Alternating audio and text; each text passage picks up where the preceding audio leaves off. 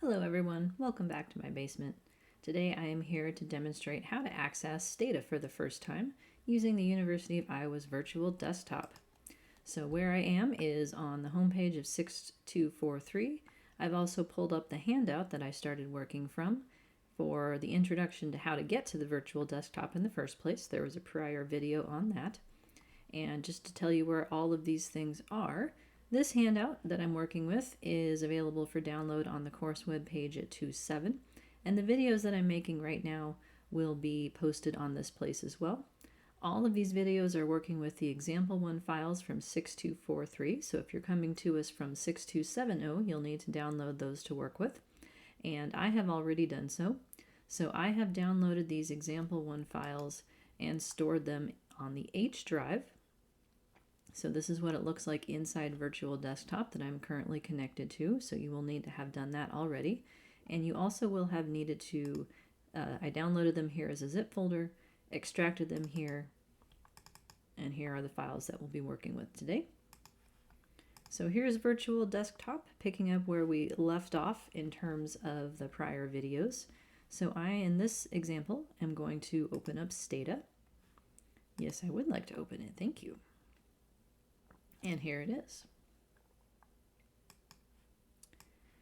So Stata opens up with just one window, but it has many parts to it. So I tend to move this part over because I tend not to use it. And I'm going to make it just a little bit bigger so we can see what's going on.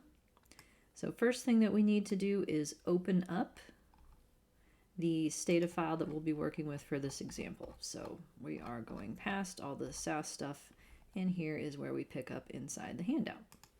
So I'll make this big so that we can see it a little more easily. So I'm going to go over here and hit open. Now what I am opening is not a data set, it is a syntax program. So the words that I'm going to be using to type into.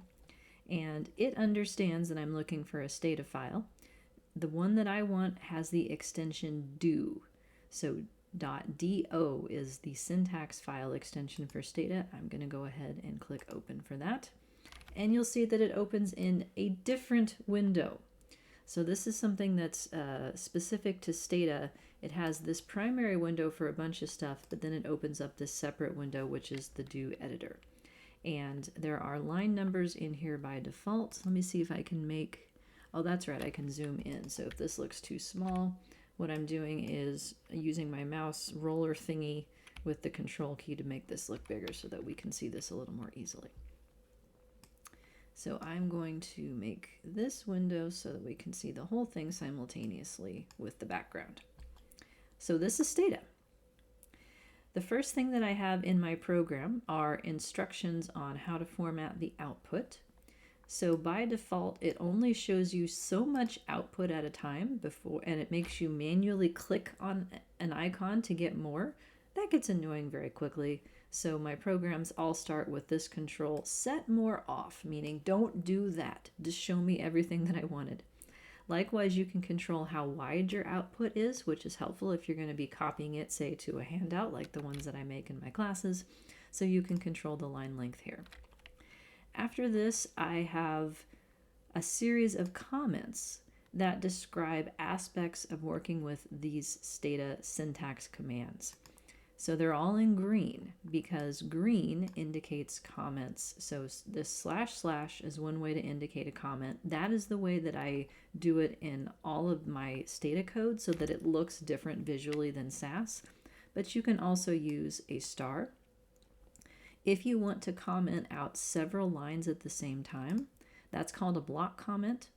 That is / to open. Then you can have comments that span several lines like this one, and * to close it. So comments are notes to yourself. They are not read by Stata. This is how you can make your programs more understandable, not only to yourself later on, but to other people if you share them. And I have a note that colors are helpful in Stata. So if you see something green, that's a comment. The other colors that are possible are black, which is where you would refer to things like variable names. Any Stata commands are going to be in this navy blue color, like this right here. And any places that end up using text, such as file locations and variable labels and such, are in this dark red. Those are going to be case sensitive. And Stata is also case sensitive in the rest of his syntax too. So that's why everything is in lowercase, because it does not offer me the choice. One thing that's different about Stata code relative to some other programs is that the end of the line in syntax marks the end of a command. So in SAS, for instance, you need a semicolon after everything to explain to SAS that you're done. Stata does not have that convention. In SPSS, you need a period at the end of things to explain to it that it's done. Stata does not have that convention either. So the very first thing that we're going to do here is tell Stata where to find our stuff. So that's on line 28. Historically, this has been the biggest challenge in working with the virtual desktop, because you have to tell it where your files are stored according to the virtual desktop, not according to your own machine. And so that's why it is important, if you don't already have it open, to open up Windows Explorer from inside the virtual desktop, which is what I have. Let's see here if I can find it. This is it right here.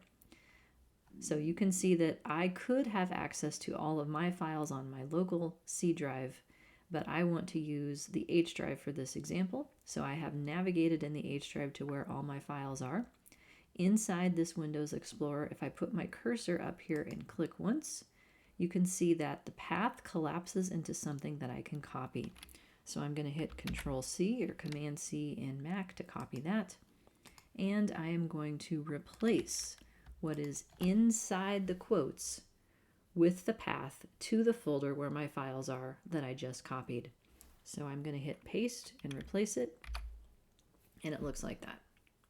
So what I have done by completing this command, CD I think stands for change directory if I had to guess, is define what's known as a working directory.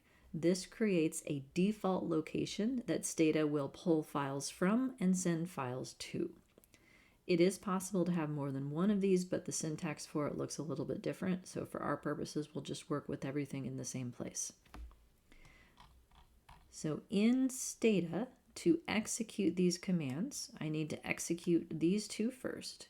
You can highlight them, and there's this little execute selection button that you can hit. I'll go ahead and do that, and it looks like nothing happened. So a logical question would be, where did it go? It went back to this window. So you type in this window, things happen in this one instead. This giant window here that I have in the middle is both a log and an output file simultaneously, meaning it will echo back any syntax command. So for instance, it prints with a dot what it just heard you do, which was to open up a new file. I was playing with that earlier here, and to ask it to control the output. So it heard you, in other words, even though nothing really happened. Otherwise, you'd see an error message here that something went wrong.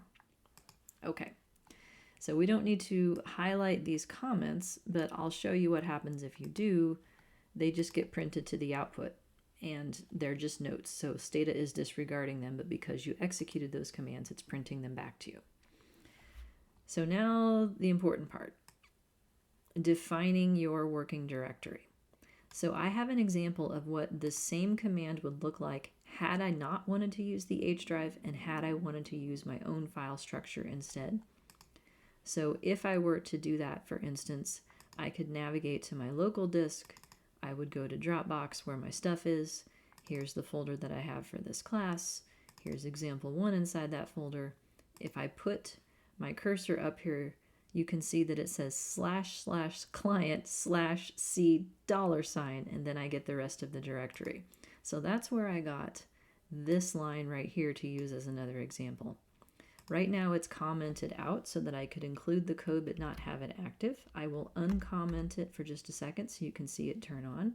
So had I wanted to use my own files and not the H drive, you can do so long as you have this prefix in front of it before you access any drives stored on your local machine. And you also want to change the $ to a colon. But because I'm not using that right now, I'm going to put it back to a comment. So this is an example of how we can use comments to have extra code in here for future reference or just in case, but not actually have it be executed in a given program.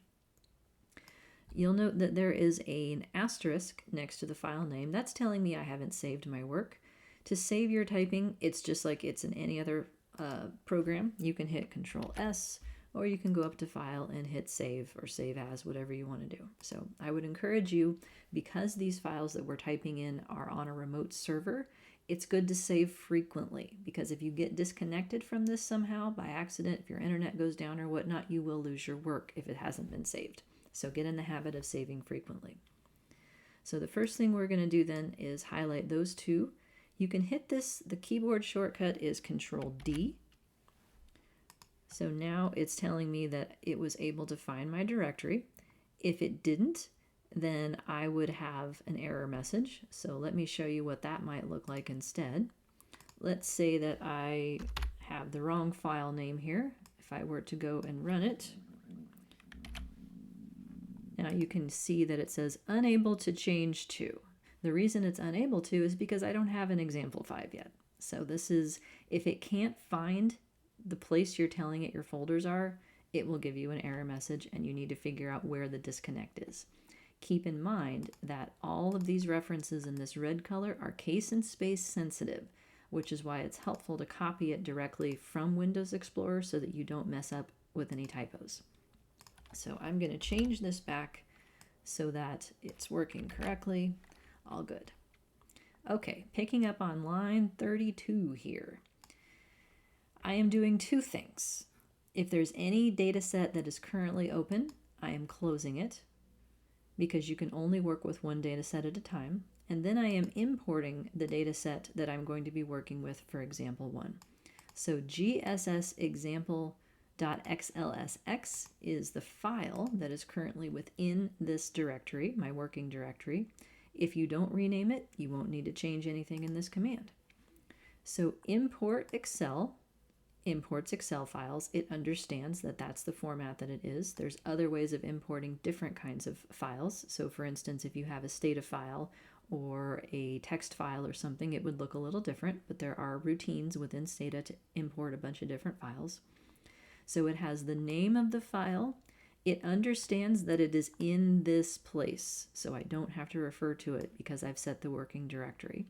I have the extension here, that's also important. And then as it says in the comments here, case preserve means whatever combination of uppercase letters and lowercase letters are in the original data set, use those. If you don't include this command, it automatically converts all of your variable names to lowercase. So that means that all of my code down below here where I have a combination of lower and uppercase would not work. So leave this here if you want to be able to use my code exactly as it is. First row means within Excel, the first row of data is actually not data, it's the names of the variables, and it understands that, and it will use those names if you have this first row command. And clear means if there's already this data set open and I run this command, go ahead and reopen it. This is helpful if you screw something up and you want to re-import your data and make a fresh copy. The clear allows you to do that. That is frequently of use in my Stata programming. So I'm going to highlight this section. You don't have to highlight the comments, but whatever is easier. You can just highlight the pieces that matter. I'm going to execute that, and now we'll see what happens. So save this work, minimize this window for a second. So the output log file here told me that it was imported. It told me I have 10 variables and 734 observations. And now over here, for the variables, it tells me what each variable is and what its label is. So this is an easy way to see what's in your data. If you'd like to actually look at your data, you're allowed to do that. If you go to Data and Data Editor, and we want to go to Browse, here it is. So this is a traditional data window like you would see in many stats packages. This file format is also traditional for doing statistical analyses where each row is for a different subject It's a different observation, and each column is a different variable. So you'll note that all of these are numeric variables. They're right aligned. It also tells you what kind they are in terms of their level of precision when they were imported from Excel over here. You don't need to have this open, so I'll go ahead and close that back out. So within Stata, you can move these windows around to make it easier to work with on a tiny screen if you're working on your laptop like I am right now for this demonstration. So I'm going to reorder these things so that we can see both this screen and this screen at the same time. So a note about executing syntax. There we go. This do file is something you want to get in the habit of building. This is your record of everything that you did. If you have this written record of everything that you asked of your data and you have the original data file, you do not need to save anything else. Even if you start your work and you want to come back to it later, so long as you have this syntax file, you can run everything and get right back to where you were. The other way that you can write syntax and execute commands is down here in this command line. So for instance, I could have put these same commands over here. The problem is that once you type something down in here, it disappears. So there's no record of what you did. Now that's not good for a number of reasons, but in this class it's especially not good because I'm going to ask you to do the same kinds of things over and over. So you don't want to have to retype the syntax anew for every separate instance. You want to have an example that you can copy, modify, and use. This command window, though, is helpful if you want to get help. So for instance, if I don't know how to use the import command, I can come over here and type help import. And now a new window pops up that is the documentation for Stata for how to use import and what the choices are. So if I get stuck on syntax, if it's not working, or if I want to find an option that I don't know how to do, I can type help, whatever I'm trying to do, and get to the documentation very quickly. I will also point out that like SPSS, Stata has a nice set of drop-down. So for instance, summaries, tables, and tests is how you would get summary and descriptive statistics of many different kinds. So if you were to use the windows to find something, that's not necessarily a bad thing, because what will happen is that once you execute a command through the windows, it will print whatever you just did in the output window. So then you can grab it, copy it, and save it within your record. So occasionally, if I'm trying to do something and it's not working and I can't figure out why, I may give in, go in through the windows to try and do it, and then copy the successful command as it was executed over into my written record here. So don't type down here as a general rule, only for help is my thing. So I'm going to move that little window out of the way as much as possible. And you can move this one out of the way too. Okay.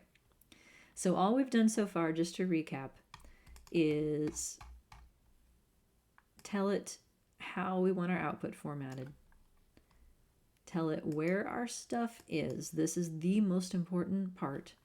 Copied from where I put it in Windows Explorer on the virtual desktop. So this is not on my local machine, but on the virtual desktop is how I got this address. Put it in here. So now Stata understands where my stuff is, and I have imported the data set that we're going to be working with for this example. Okay, next up. Let me see if I can move this thingy over. Wrap lines. No, there we go. Now it looks like it's supposed to. Otherwise it moves it over and it looks different than it should. Okay, next on line 38 here. What we are doing in these commands is creating a system of labels that will be applied to categorical variables. So label define, what it does is define a labeling convention that Stata then stores in its memory. Make sure that I'm recording. Yes, good deal. Stata then stores in its memory so that you can apply those labeling conventions to different variables subsequently. So the way that I name my labeling conventions is because these are essentially formats. I have a capital F at the front and then the name of the variable that I'm going to apply it to afterward. So this word right here, you can name it whatever you want. it's most helpful for your own sanity if you name it something that is meaningful to you. So I have my own system of how I tend to name things so that it stays consistent across whatever I'm doing. I would encourage you to make up your own system or copy mine so that you can read your own code later on more easily. So what I am doing is creating a labeling convention called fMarital, and I'm telling it for that convention, if you see a 1, it means 1.married. If you see a 2, it means 2.widowed. Now note that because I have 5 labels and I wanted it to not go too far over here on the right, so Stata doesn't care. You can keep typing forever, but it can be annoying if your code goes past the margins and you have to keep scrolling back and forth. So to be able to tell Stata that I need 2 lines to type this one command to find this label, I have what's known as a line continuer. So those 3 slashes mean, no, not done yet, keep reading please. And then when it gets to the end of this line, it understands that that means the command is over. So I have that in both places here. I'm also defining a separate labeling convention for a variable called happy. So my label convention is called fhappy, and then this is how it works. Now you might look at what's in red here. These are the labels to be printed. The purpose of including these is so that on your output for categorical variables, rather than having it show 1, 2, 3, 4, 5, it will show these labels as to what 1 means, what 2 means, and so forth.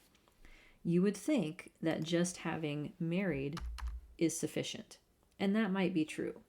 But what happens in some programs, such as SAS, is that when it prints a summary of these variables, it reorders your categories so that they are in alphabetical order rather than numeric order. I'm honestly not sure if Stata does that or not, but I don't want to take any chances. So the way that I tend to name these things is to have a redundancy in place to ensure that they're in the right order. So because I named it 1.married, 1 is first, 2 is second, and so on. So that's why I have it like this. So the label then conveys what I meant as well as how it is stored, which can be helpful then for looking at creating new versions of a variable out of existing versions, for instance. So this command here, I'll go ahead and highlight that, execute it, and it shows up over here. No error messages, that's good. Now I'm adding variable labels. So back over here, if I look at the data set, by default, it just imports the same name that you used as the label. This is fine. However, if you're going to be sharing data with multiple people, or you want your output to be more descriptive of what the variables represent, that's where labels can help you. So in the homework data sets that you'll be working with this semester, I will always have labels so that you'll know exactly what you're working with. So for instance, I have a column in my data called marital. It's right here. I am going to add this text as information about that column. It is a variable label that further clarifies what it represents, and this can be as long as you need it to be. So my convention is I start with the name of the variable and then I add the label. That way you have both pieces to it no matter how you're viewing it. So I have one for marital status, happy, and income, the 3 variables that we're going to be working with through this example. So I'll go ahead and run just that much. Note that I'm not changing anything, I'm just executing the code. It says that it labeled things, and indeed, if I go back over here, now my label column for those 3 variables has additional information. So you can see how this would be helpful to somebody who is unfamiliar with your data to look at these columns and have greater clarity as to what exactly these columns represent. The next part then is applying the labeling conventions for my categorical variables that were defined up above. So label values means, hey, that column that's called marital, apply this labeling convention to it, and the column that's called happy, apply this labeling convention to it. So if I go like that, execute, it spits back my words, doesn't look like anything happened. But if I go into the data to look at it again, data editor, browse, now you can see that the labels have been applied. So any output for this variable is going to have these words attached to it rather than just the numbers. Again, greater transparency. And it also tells you over here that that label has been attached to that column. Okay. Now we haven't asked it to do anything with the data yet. All we're doing is adding information to the data file that will make our output easier to read. So I'm going to hit save. I have a note that example 1 is now ready to use. So we'll get down to the next section of the code. You'll see these block comment looking things throughout the code. This is my way of giving you sort of sections to tell you what the major goal is of each section. So for instance, within this section, this is all about importing the data and adding information or changing the data as needed for my analysis. Now I'm in a new section that's demonstrating how to get all of the univariate descriptive statistics that were included in Lecture 1. So in the PowerPoint for Lecture 1, I had snippets of code and pieces of output to show you how you would ask for things like frequencies and means and variance. Here's the part where you get to see where those snippets of code came from, right here, and where the tables came from. They came from executing each of these commands. So from this point on, you do not need to change anything because all of these variables refer to the data file that we're currently working with. So I have, before each of my commands, this thing display. This prints this text in the output window. That can be helpful so that you can leave sort of notes to yourself as to what you're looking at. It makes your output easier to go through. You don't have to have this. It can be whatever you want to type, but this is a convention that I do so that I can clearly label what is going to be shown for each little command that I'm going to be executing. So Stata is what I'm using here. I put that at the front of all of my titles when I'm building handouts so we can see which package the code is from. I'm asking for a frequency table for the categorical marital. So tabulate is the command that does that. Marital is the name of the column that I want information for. Note that you have to type the names of the columns. That's why having short variable names is a good thing. And the comma missing, as we talked about in class, means that if anybody doesn't have value for that variable, tell me how many people have missing data as part of my report. So I'm going to highlight those two things, execute, and here's the little table that it made. So we have frequencies, percentages out of the total. When you enter these percentages into homework 1, there'll be several questions that ask about how many people are in each category of a categorical variable. It asks for proportions, so that means you'll need to take the decimals in these percentages and move them to the left 2 places so that it's out of 1 rather than out of 100. So just a heads up there. If I want to make a picture, so I showed frequency plots, bar charts, bar plots, whatever you want to call them, in in class. I did show it in SAS, but that's not what I meant. Here's histogram. Here is the variable that I want the histogram for. Discrete means that I'm telling it that there are distinct values, only whole numbers. I want it in percent. And this command means I'm going from 1 to 5, and yes, please use the labeling convention that is applied to this variable. So I'm going to highlight that and execute it, and it pops up yet another window. So keeping track, I've got this window that shows what happened, this window that says what I wanted to happen, and now a graph is stored in this separate window. So if you want to save these graphs, you do not have to, but if you want to save them to a permanent directory, you can do so through the little window, but a more efficient process, a more replicable process, is to use code to do so. So this command that I've added here, graph export, this is the name of the file that's going to be created. It's a PNG file, which is a common image format. And replace means that if there's already a file there with that name, go ahead and write over it, which is good if you need to redo things. So if I run this command, it will take this picture and save it. And in fact, that's how I made these plots already. This same plot in Stata was already saved with that command. Let me see if it will open here. Yeah, and there it is. It opens in Paint. So whatever the default for your program is to open images. Okay, let me get that out of the way. Likewise, moving right along, I'm on line 72 now.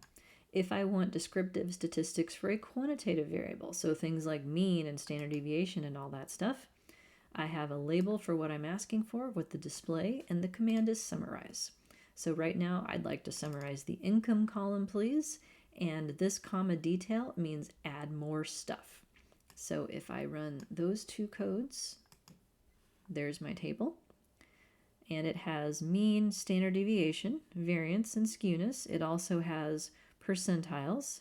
So for instance, the 50th percentile here is otherwise known as the median, cough cough homework question. The 25th and the 75th form the interquartile range, so you would be able to compute that if you wanted.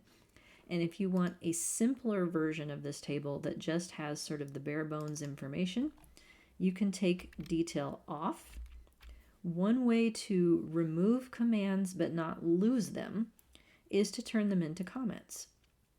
So I am going to go over here and hit // Now watch what happened. That whole thing turned green. So now Stata is going to disregard it, but it's still there for my reference. So I can highlight just that piece and hit run, and now I get this more compact table instead that has less information, but that may be all I want. And I'll note that you can do this for more than one variable at a time. So for instance, if I wanted to also summarize happy, if I run that, I get two rows to my table, one that describes income and one that describes happy. So you can list numerous variables if you want to.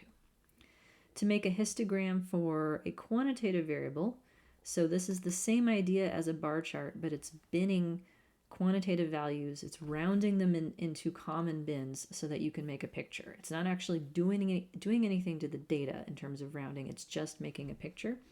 I'd like a picture for income. I want the y-axis in percent. I want it binning in groups of 5.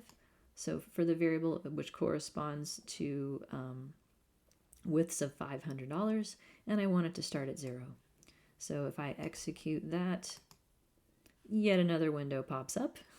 If I want to save that window, I would run this graph export command, and it will save it as a PNG file to the same place where everything else is being saved or imported from. And then I have one more example of what it would look like to do happy and a histogram for that. So nothing new. So that's it. So if you've made it this far, you have now replicated everything that I put into lecture 1.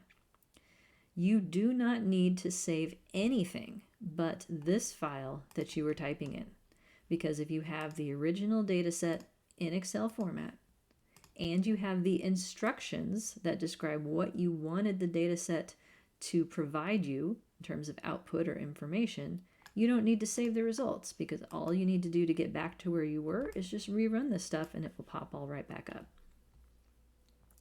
That being said, I know a lot of you like to save results, and you may want to run all of your analyses, save the output, and come back and do homework later on when you're not actually working in Stata. If you want to do that, I want to show you how. So you can take this text window, you could copy it all and dump it into a Word document, or you can make Stata do it for you by using what's called a log. So log means create an external file, and it's going to be .log, which is just a text file, and this is going to be the name of the file to be created. So you can change this name to whatever you want. Replace means if it already exists, go ahead and write over it.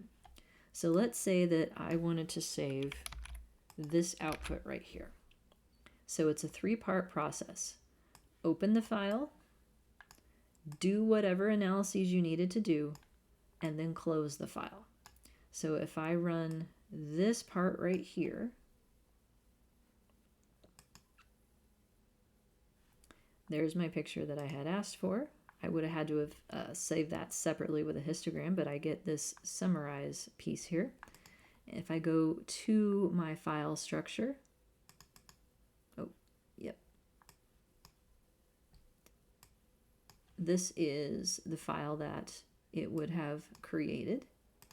So example 1 stata log, stata output log, excuse me. So it's sending it to that file. So you don't need to save it, it's already been saved.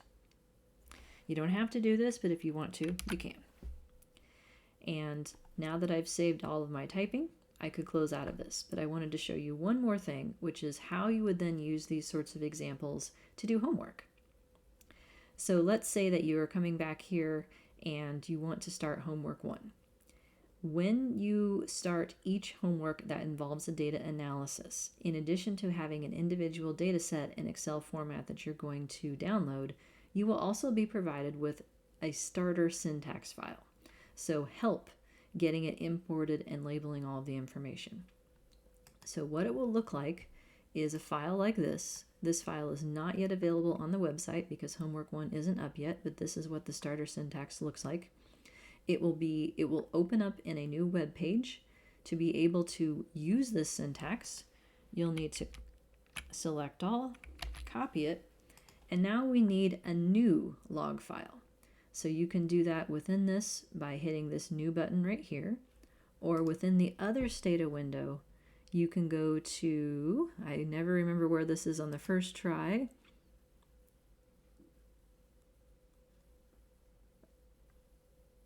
It's somewhere in here that is not obvious. I think is it that one? Yeah. You can get to it somehow from one of these windows, but the easiest way to do it is to open a syntax file and then ask for a new version. So now here's a blank copy that I'm going to paste the starter code into. Make it a little bit bigger. So this is the kind of file that you're going to be provided with your homework.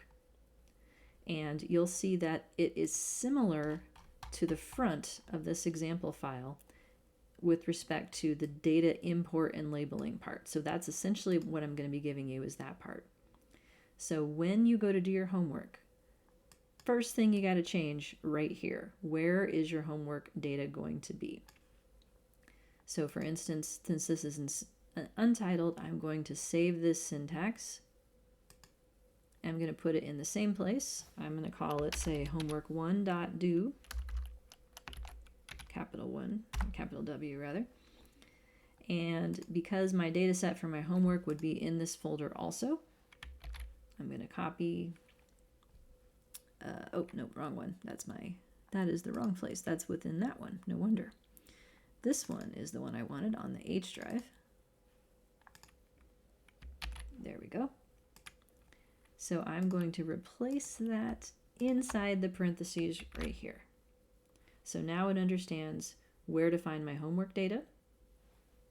From here, you'll have an import command that looks like this. I'm going to change it so that this says CD in class, so it'll match the example more directly.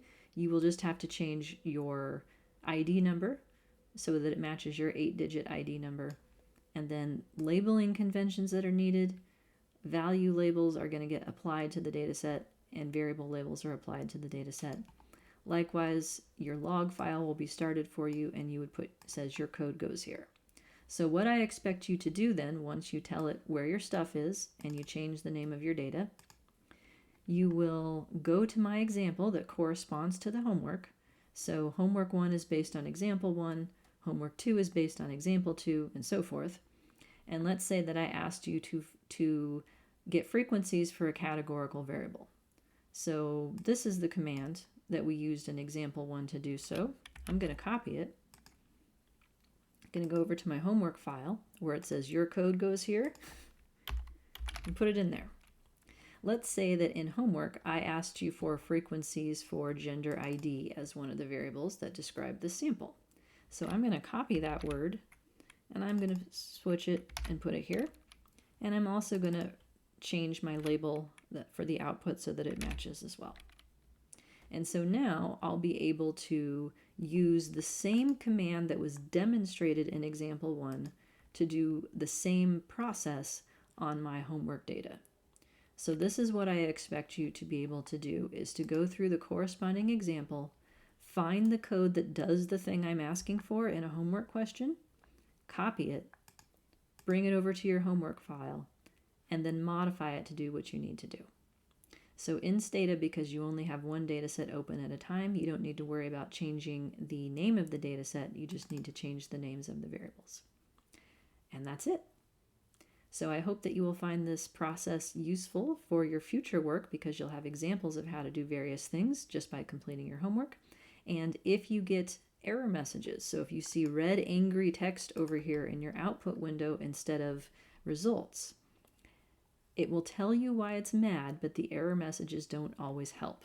So you can send me a screenshot of what the error message says and what your code says, and I can try to help you figure out where you may have gone wrong. So before I exit out of this, I'm going to save, and then you can close all of the windows. When you go to close Stata, it will say data in memory have changed. Do you want to save it? You actually don't need to, because you don't need to save your data set in a Stata format so long as you have it in the original Excel format and the code that you just typed. So I'm going to hit don't save, and it's going to shut everything down. So that's it. I hope this has been helpful, and I will see you on the other side.